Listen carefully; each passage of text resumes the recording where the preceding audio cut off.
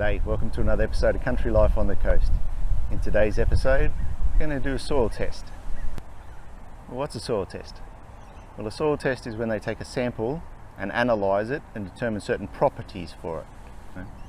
And I'm aware of 3 different types of soil test. And the first one is if you're gardening and you do a soil test, you're checking the pH level of the soil.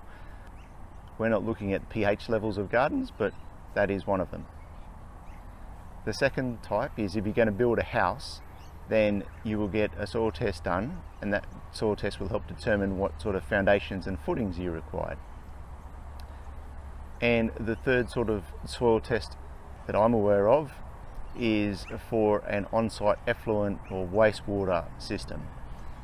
So let's talk a bit more about those two. If you're going to build a house, then you need to get a soil test done, and that soil test needs to meet one Australian standard. The people that do the soil test will do up a report that will meet that Australian standard. If you're getting a soil test done for your wastewater or on-site effluent, that meets a different Australian standard, and you need a different report for that. For both of those soil tests, they use the same machinery, which we'll see shortly. Let's have a look at the tables that you get for each of the different reports.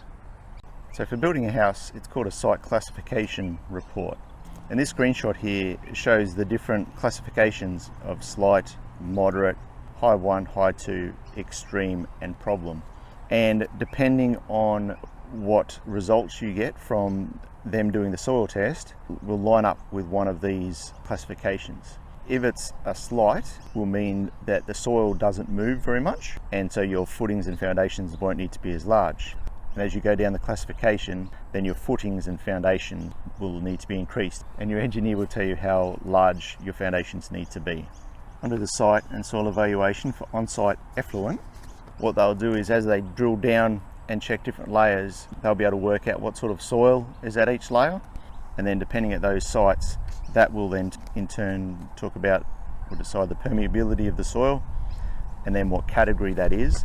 And so in that case, they will be able to determine what the most suitable means of on-site effluent disposal are. So let's now have a look at how a soil test is done.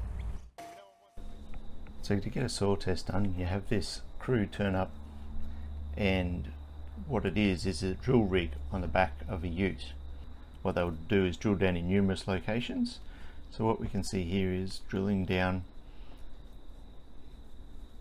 and they're checking the soil a little bit as they go and making note of what the depth is, if the soil changes at different depths, then they'll take note of that as well.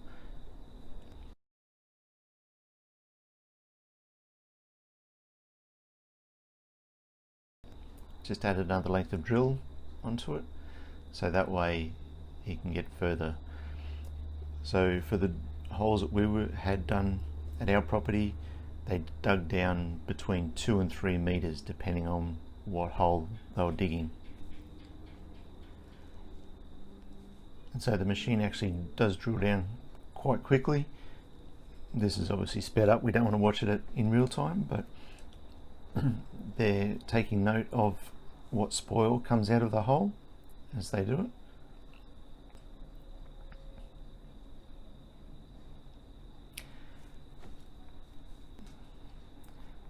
And sometimes what they will do is after they drill the hole, they'll actually ream a bore down there and take the sample away that way.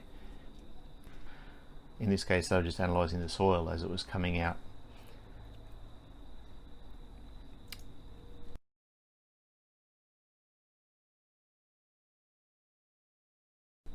So now they're installing these metal rods.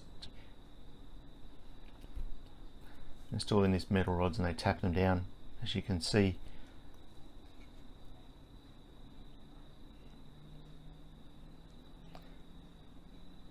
And then after a while they'll be able to remove those as well.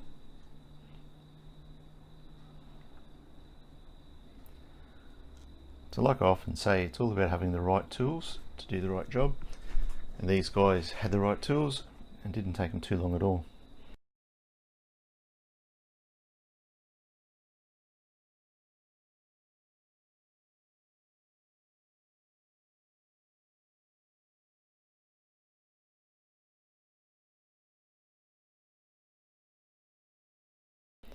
So here we go, it's just removing that bar that they installed.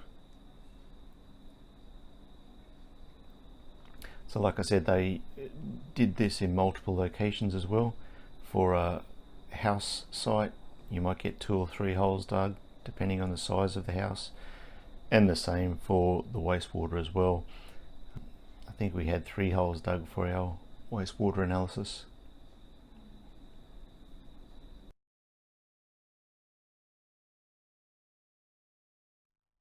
So we've received both these reports now, and for our property, for the site classification for the building one, we received a H1 classification, which is not great, but it was probably about where we expected it to be.